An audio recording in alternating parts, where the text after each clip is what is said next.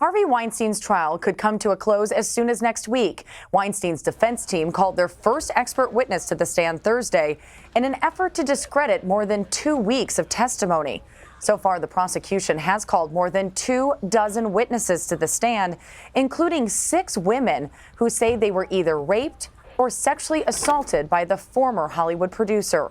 Weinstein has always maintained what he did was consensual. For more on this, Jesse Weber is an attorney and host on the Law and Crime Network. Jesse, thank you so much for being with us today. We appreciate it. Thanks for having me. People watching this case obviously very closely. After weeks of testimony, the prosecution rested. How do you think it's going over so far? So if you think about the prosecution, very strong case. As you said, 6 women who talked about this common pattern, how Harvey Weinstein allegedly used deception, power, and physical force to commit these sex acts against their will. That's the main thing here, that these women didn't consent. And what was, for me, what I found really remarkable is when these women, the level of detail and how they describe these events, you have to say to yourself, are they really making this up? Are they all mistaken? Are they all lying? Because they had opportunities to embellish their stories to make it worse for Harvey Weinstein, but they didn't. They were very clear on what he did at times, but maybe more importantly, what he didn't do. So all in all, I have to say that the prosecution put on a very strong case, and now we're seeing what the defense is doing. So really, it's remembering the details to you and also not reporting certain things within this case. Absolutely. Okay. So on Friday, Weinstein's lawyers began their defense by calling forward an expert witness in an attempt really to discredit these people, these women that have come forward in the witness stand. She testified that memories become distorted over time.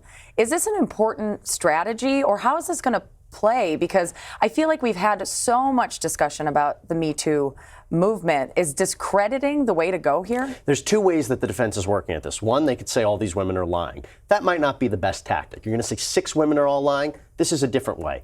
They're saying that what they think is real is not real. This is Dr. Elizabeth Loftus, a cognitive psychologist who focuses on memories and how, you know, memories fade over time, she said. And what's interesting are these things called post-event information, these cues, suggestions, therapy, media exposure.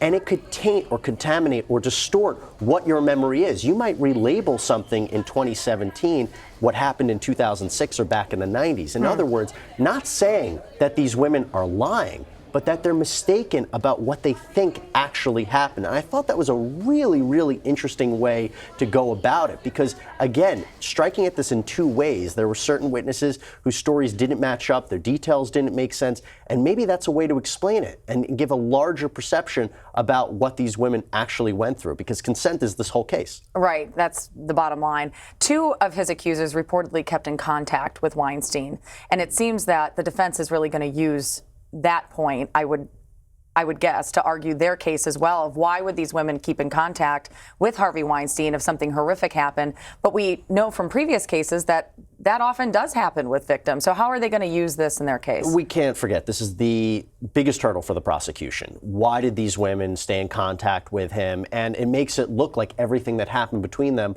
was consensual. The idea that they had a relationship afterwards, the idea they stayed in contact. There was also the suggestion that they were manipulating him in order to get something for their careers.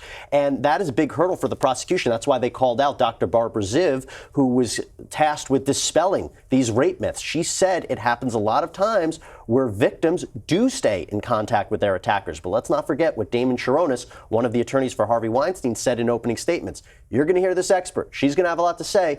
But you guys, use your common sense about what you really think happened here. And that's going to be something the jury has to go through.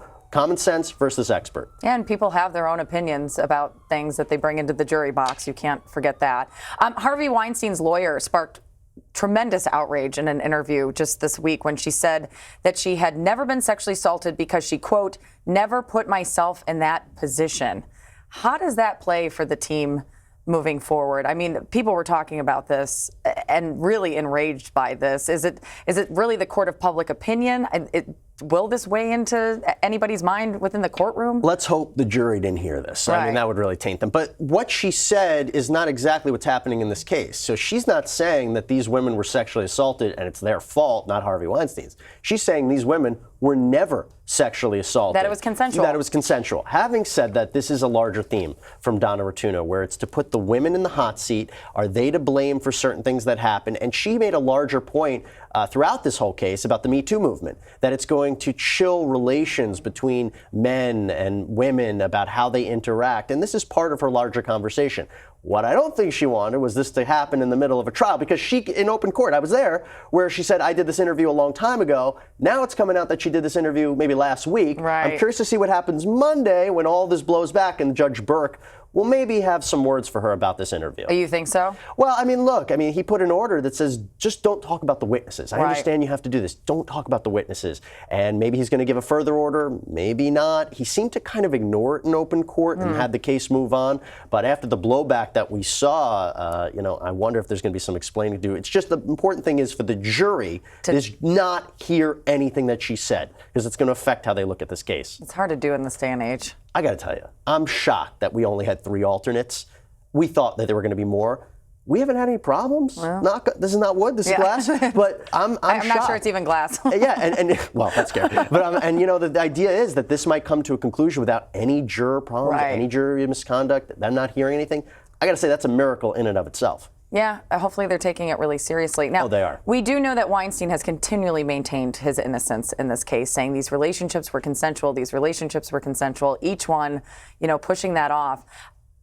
What do Weinstein's lawyers really need to do to get that into the minds of the jury and solidify it really in the minds of the jury, so that when they go debate this case, that's how they think? It's all about reasonable doubt. And I really have to make that clear. The cases where I've seen that have been really work well for defense attorneys is that in a closing argument, after they try to say all these different ways that these women might be mistaken or lying, they say, if you think Harvey Weinstein did this, not guilty. If more likely than not he did this, not guilty. If he probably did this, not guilty. There's such a high bar. They have to really explain that to the jury about how high a bar it is. And if you have reasonable doubt about what happened in 2006, 2013, in 1983, 1994, then you're going to have to acquit him. You might not want to do it, you might not like it, but these jurors took a promise that they wouldn't be affected by anything out the outside, and that even if they acquit him, they can deal with the repercussions of that, whether it's family, friend, or media exposure.